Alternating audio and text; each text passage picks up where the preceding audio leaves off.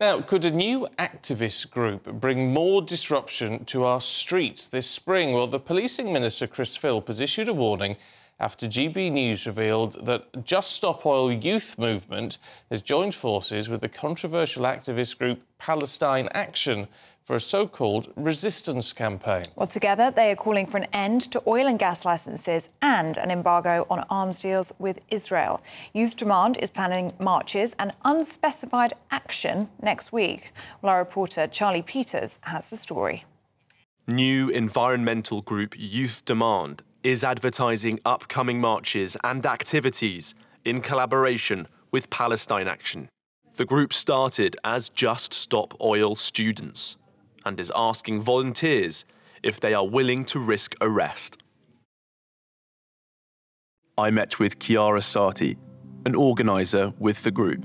We're a new campaign that is demanding that the Tories and the Labour Party commit to stopping all Tory oil and they stop selling weapons with Israel and buying weapons from Israel. But you're also saying that they're driving another genocide by virtue of links with oil and gas. They're allowing these fossil fuel projects to go through.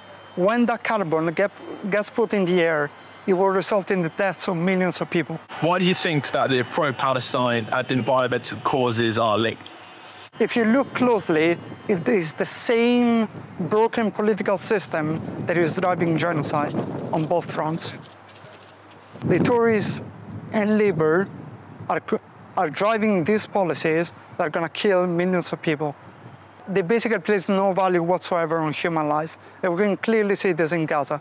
I think this clearly goes to show just how little value they place on human life, how cheap Palestinian blood is to those people. We've also seen some slightly stronger protests and just shutting down factories. And what do you make of that sort of behaviour, particularly shutting down factories associated with the Elbit system? Yeah, we absolutely need to do everything we non-violently can to sever the links between the UK and the Israeli war machine.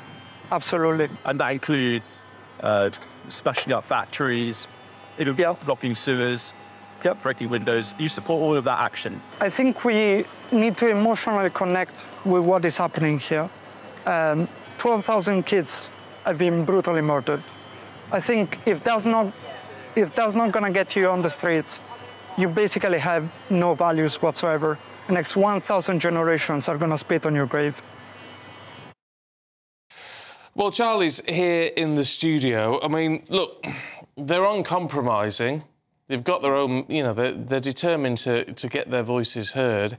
But in a sense, that's youth, isn't it? Was ever thus? Well, potentially, because Youth Demand is a spin-off from Just Stop Oil. It's associated with the larger organisation, which has been extremely disruptive in recent years, but it's always been non-violent. And Lord Walney, the government's political advisor on political violence and disruption, has said that this represents an unholy alliance of militant Gaza protesters and environmentalists, because he fears, like many others, that this could be the start of a new process of radicalisation, where some people involved in the environmental cause are latching on to this crisis in the Middle East to get their message back into the public consciousness. We've also heard, since we've revealed these new links between these groups, from the Policing Minister, Chris Philp, who said that criminality has no place on our streets and that the police have been given new powers to take a look at these issues, and they won't stand by if groups such as Just Stop Oil and Palestine Action combine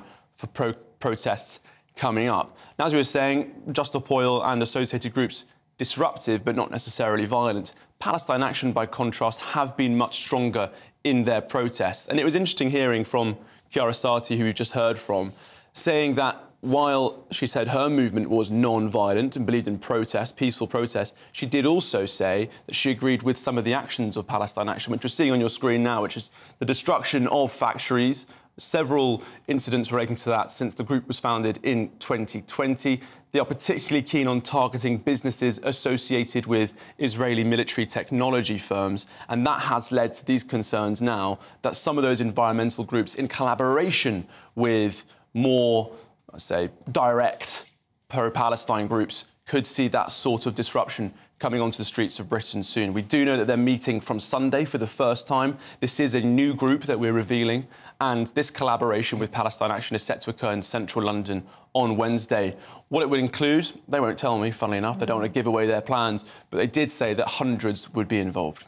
OK. And what do you think the police response will be on Wednesday? Presumably they're prepared. Well, it very much depends on the sort of protest we see. If it's just a march and some degree of disruption, then I think it'll replicate some of the police action we've seen so far with other Just Stop Oil related activities. But we do have new police powers coming in today, and so this could be a first major test of what Policing Minister Chris Philp is describing as those new powers that they have to take them on, if that direct action is some of the kind we're used to seeing with Palestine Action.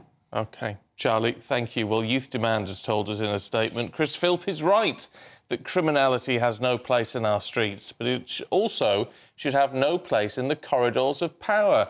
Sadly, that's not the case at the moment. People of all political persuasions are seeing that politics is failing us and that our leaders are more interested in enriching themselves rather than protecting ordinary people. Young people are not content to have criminals running the country. Palestine Action yet to get back to us. Yeah. You can see what they're saying, but they're not criminals in Westminster, are they? I mean, that's the point. There's a difference between calling someone a criminal because you don't like what they're doing to actually engaging in criminal behaviour. Yeah.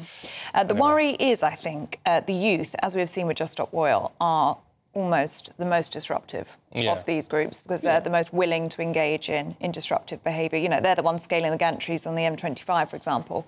So having this alliance, it will be very interesting to see what they're planning next week. Yeah. It'll be very disruptive.